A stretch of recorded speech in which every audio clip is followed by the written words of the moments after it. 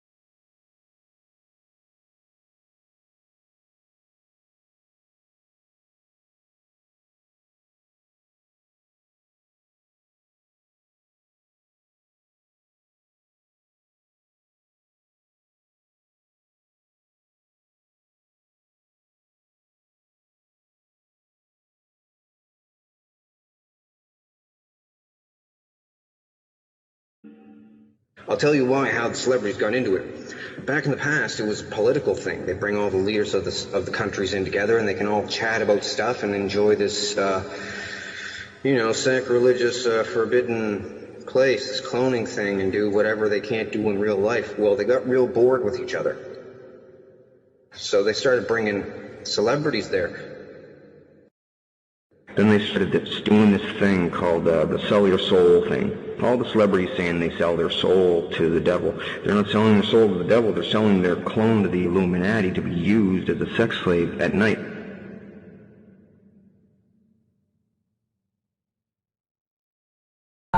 Because Now the You guys problem think is, like celebrities they're are pretty like, oh, excited we're at first. fucking They go rich there, they're not famous, but famous, like, they don't have money. do you have And no they're like, idea oh wow, that I'm when just you famous, sign okay, up for let's that use shit, me around, you're there's more no of a problem. slave than They normal don't people, because realize normal that people can it's a still do shit contract that, for the rest you of your know, life. Like the only the boss rest you have of is like your your boss life. You at don't work, just but get like famous celebrities, and like then they have an okay, illusion, have a like good they're all life. free They and keep stuff, they have all you. this money, but like literally they can't do shit. That's why they have like star whackers, because when you get out of line, like they'll whack your ass, you know, because like they're providing you so much money and fame and all this shit that you're literally, you gotta do what they tell you to do. And if you step out of line like Kanye West, like how he was like, you know, supporting Donald Trump because his like mind control was breaking down, he was waking up out of his like slave, out of the puppet slave breeding that he's been. I don't get jealous of other girls because I was raised in a cloning lab to be the perfect woman for Hugh M. Hefner. So other than the fact that my IQ is probably a little higher than he would like, I have nothing to worry about. I was raised in a cloning lab to be the perfect woman for Hugh M. Hefner. So other than the fact that my IQ is probably a little higher than he would like, I have nothing to worry about. It'll come in very handy. This is our cloning machinery. You put the blondes in here, close it up, and you get two blondes out.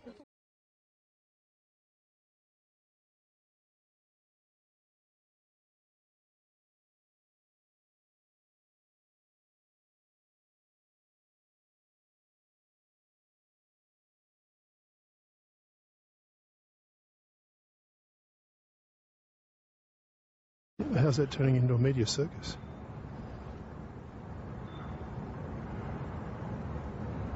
Okay, well tell me, what's the context, and if it's out of context, what is the context?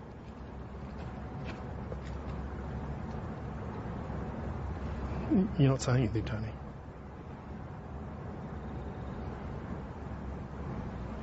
Tony. I've given you the response you deserve. Well, what's the context though? If it's not, I've listened to all the tapes. There's 3 camera angles of that discussion. Are you saying it's not about McKinney, about that operation?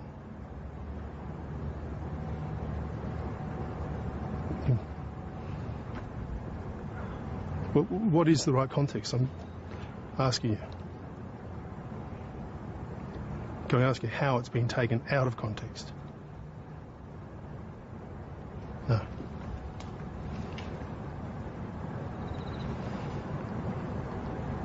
Nothing else to say, Tony?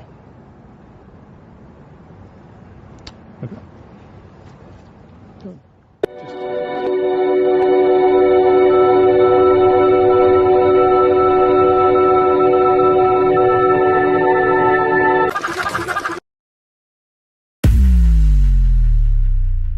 Journal continues.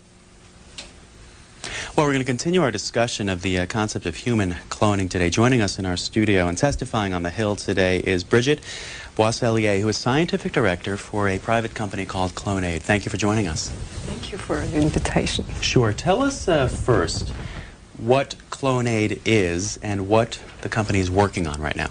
Okay, so CloneAid is a private company. We founded that 4 years ago, got the funding to really have a lab last August. And so now we have 3 scientists working almost full-time in a lab here in the United States with the major goal for us to produce a human embryo by human cloning. Why do you want to do it? There are several reasons. The first one is that why am I doing it myself is just because I think I had to do it. 4 years ago when I heard all the establishment saying this is so bad and all these things, I said I have to do it and show that this is only a baby. A little baby, the belated twin of an individual, and that's it. It's not a monster, it's not all, you know, what we have been hearing so many bad things about this baby. And so we decided to do that 4 years ago. Now we are on the verge to have this first embryo. And when do you suspect it will happen? I don't want to be rushed into saying dates. What I'm saying is that we are in the process of doing it. We will check every possible defects before, so we'll need to make sure that the embryo is completely viable. and before doing any implantation. So the soonest we could have an implantation is mid-April. It could be in a year from now, because we want to make sure that this baby is completely and perfectly healthy. As we did yesterday with our segment on human cloning, we'll be taking plenty of calls over these next 40 minutes, and we will leave the phone numbers on the bottom of the screen for Democrats, Republicans, and others. Our guest for this segment is Bridget Boisselier, who is a scientific director for a company called Clonaid, also is a visiting assistant professor of chemistry at Hamilton College up in New York State, and we'll point out that she has a PhD in physical chemistry, PhD in analytical chemistry, and you are from France, correct? Right. And working here in the U.S. now. You're going to be testifying on Capitol Hill today, yes, at a hearing that we will be covering on this issue. What are you going to say? I'm going to talk about the babies.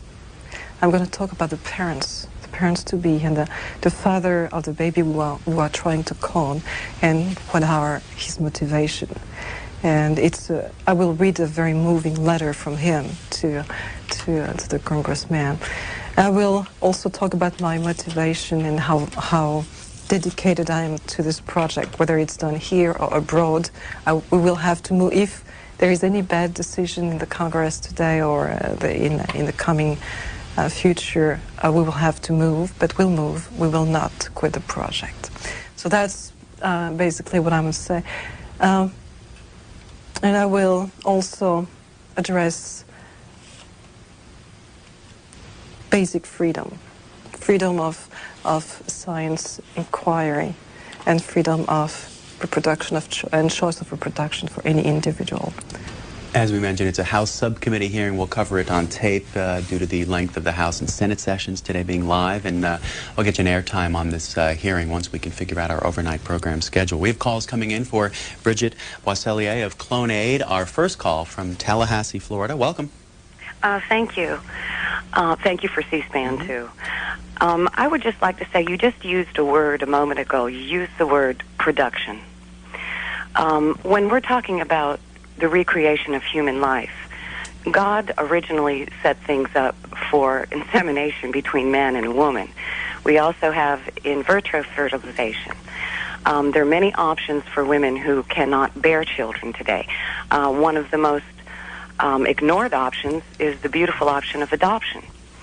I really don't understand the whole concept or purpose of cloning. I can understand it for maybe trying to clone organs to save people's lives, but to try to create a child from cells matching an individual without the natural force of two people coming together, or all the other options available that make childbirth and parenting intimate, you're going to end up mass producing.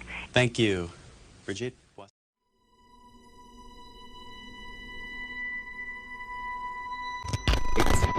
In 1979, long before Dolly the sheep, he indicated cloning research was actually far ahead of what the public had been led to believe.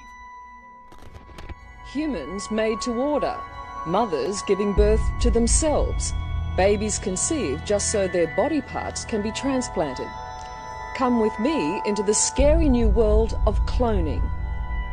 All I need to do is take 2 cells off of your body, yours. We give them a small electrical charge. I'm just connecting.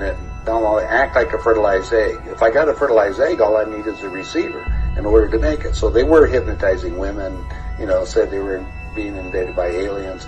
And the fetus starts growing, right? Needs food. Well, they can use cows and sheep, too.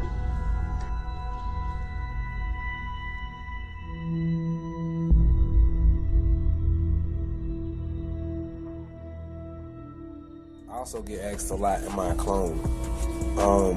From my understanding, Donald has seen a clone of me in the cloning center. I am memory suppressed, however, I do have memories of what fit the description of the cloning center and the arena. And they put a chip in his body so they could monitor every move he made. And he knew it. They chipped him. As you can see, FBI don't you be watching me. The most unconscious shit get the most airplay. It's like, what the fuck is wrong with y'all? The government. Yeah, and then run up on me talking about keep it real.